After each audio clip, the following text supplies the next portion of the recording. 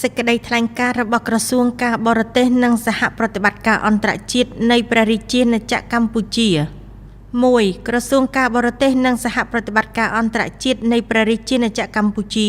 សូមសម្ដែងនូវការព្រួយបារម្ភជាខ្លាំងចំពោះសេចក្តីរាយការណ៍ថ្មីៗនេះនៅលើគេហទំព័រផ្លូវការនានារបស់ប្រទេសថៃជាពិសេសគេហទំព័ររបស់ការិយាល័យអ្នកនាំពាក្យកងទ័ពជើងទឹកថៃនិងទីបញ្ជាការដ្ឋានការពារព្រំដែនច័ន្ទបុរីត្រាតព្រមទាំងកាសែត The Nation ប្រទេសថៃហាក់ដូចបង្ហាញថាប្រជាពលរដ្ឋខ្មែរកំពុងតែឈ្លានពានទឹកដីថៃនៅទីតាំងចំនួន17ស្ថិតនៅតំបន់ពីខេត្តពោធិ៍សាត់ដល់ខេត្តកោះកុងរួមទាំងតំបន់ស្រុកវាលវែងខេត្តពោធិ៍សាត់នៃប្រទេសកម្ពុជាដែលស្ថិតនៅទល់មុខនឹងស្រុកមឿងខេត្តត្រាតប្រទេសថៃ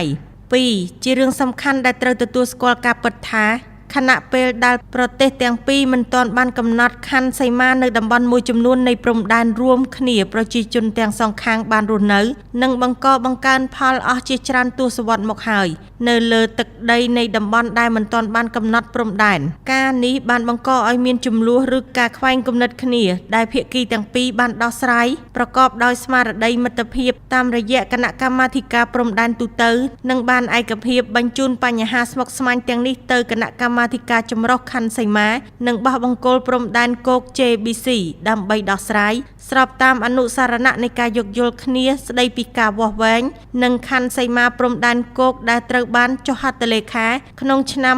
2000 MOU 2000 នៅក្នុងកិច្ចប្រជុំពិសេសគណៈកម្មាធិការព្រំដែនទូទៅកាលពីថ្ងៃទី10ខែកញ្ញាឆ្នាំ2025ភាគីទាំងពីរបានបញ្ជាក់ជាថ្មីនៅការបដិញ្ញាចិត្តដែលបានធ្វើឡើងនៅក្នុងកិច្ចប្រជុំមុនដើម្បីបញ្ជាសកម្មភាពដែលអាចបង្កើនភាពតានតឹងឬពង្រីកតំបន់ជម្លោះកម្ពុជាបាននឹងកំពុងអត់ធ្មត់ជាទីបំផុតនិងអនុវត្តយ៉ាងតឹងរ៉ឹងចំពោះលក្ខខណ្ឌនៃកិច្ចព្រមព្រៀងបទឈប់បាញ់តាមសេចក្តីប្រាថ្នាដែលភាគីទាំងពីរបានលើកឡើងដូចគ្នាថានេះគឺជាពេលដែលទាំងសងខាងគួរតែរួមគ្នាខិតខំលើកកម្ពស់បរិយាកាសអំណោយផលសម្រាប់ការបន្ធូរបន្ថយភាពតានតឹងបន្ថែមទៀតកសាងទំនុកចិត្តរវាងគ្នាទៅវិញទៅមកដើម្បីឆ្ពោះទៅរកប្រក្រតីភាពឡើងវិញ4ហេតុនេះវាមិនមែនជាកាយវិការស្ថាបនាទេដែលមានការបំផុសបញ្ហាដោយបានប្រកាសជាសាធារណៈដោយកងទ័ពជើងទឹកថៃដែលបញ្ហានេះត្រូវបានដោះស្រាយសមស្របរួចហើយជាមួយនឹងការប្រស្រ័យតាក់ទងគ្នាចុងក្រោយនៅថ្ងៃទី1ខែកុម្ភៈឆ្នាំ2022កម្ពុជាសូមអំពាវនាវឲ្យភាគីថៃលើកបញ្ហានេះមកដោះស្រាយនៅក្នុងកិច្ចប្រជុំគណៈកម្មាធិការចម្រុះខណ្ឌសីមានិងបោះបង្គោលព្រំដែនគោកដែលគ្រោងនឹងជួបគ្នានៅខែក្រោយ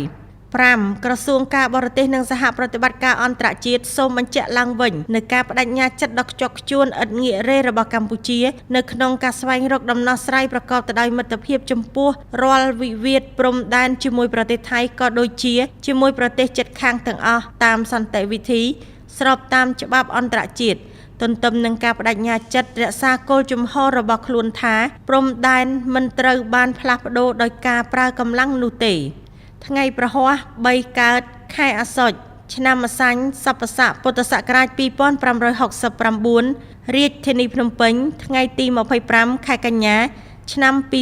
2025ត្រារបស់ក្រសួងការបរទេសនិងសហប្រតិបត្តិការអន្តរជាតិ